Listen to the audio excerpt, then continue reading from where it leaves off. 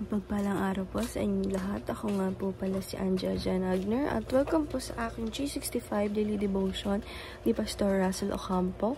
At ngayong araw po ay ang topic po natin ay Biblical Theology. Sino ang sentro ng Bible? At ngayong araw po ay January 27, 2025 at ang scripture po natin ngayong araw ay Luke Chapter 24, verse 27, sabi po dito, Then he said to them, These are my words that I spoke to you while I was still with you.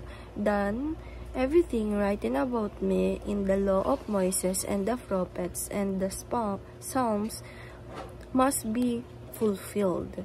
Sa Tagalog po, pagkatapos ay sinabi niya sa kanila, Ito ang aking mga salita, sinabi ko sa inyo noong ako'y kasama pa ninyo na kailangang matupad ang lahat ng mga bagay na nakasulat tungkol sa akin, sa kautusan ni Moises, sa mga propeta at sa mga awit. And teaching number 1, the Bible is one unified story. Sabi po dito na ang Bible daw po ay isang buong istorya na patungkol sa ating Panginoong Hesukristo, na hindi siya hiwalay-hiwalay na story katulad nung kay Aba, kay Adam, and sa iba pa po na sila Moises. Yan po, hindi po sila hiwalay-hiwalay na story, kundi nasa iisang story po sila ng Bible. And teaching number 2, the Bible is all about Jesus.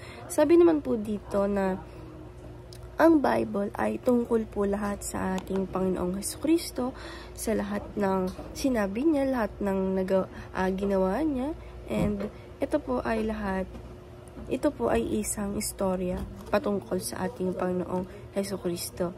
And teaching number 3, the Bible is a story of redemption. Sabi naman po dito na ang Bible ay siya po ang story ng pagpapaganda, pag-redeem ng ating bansa, na pinapaganda ito ng ating Panginoong Diyos unti-unti.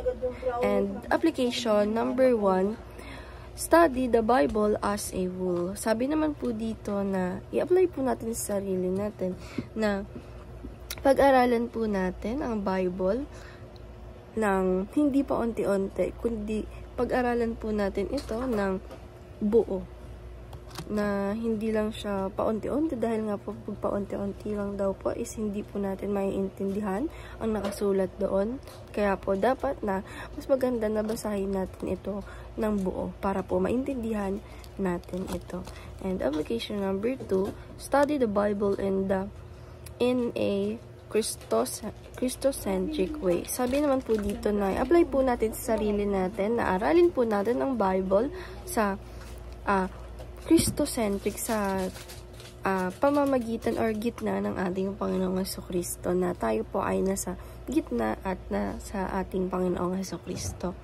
And application number 3, study the Bible as a continue of redemption. Sabi naman po dito na i-apply po natin sa sarili natin, na aralin natin ang Bible, na ito po ay pagkukontinue ng pagre-redemption o pagsasaayos ng ating Panginoong Diyos sa atin, pati na rin po sa ating mundo. And discussion, what is the importance of knowing the Bible as one whole story?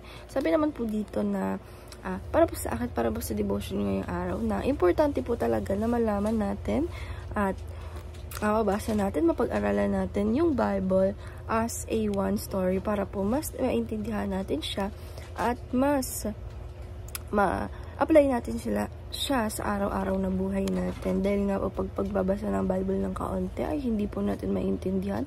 Kaya mas maganda po na pag-aralan natin, basahin natin at unawain natin ang Bible, na basahin natin ito in whole story. And ayun lang po ngayong araw. Maraming salamat. God bless.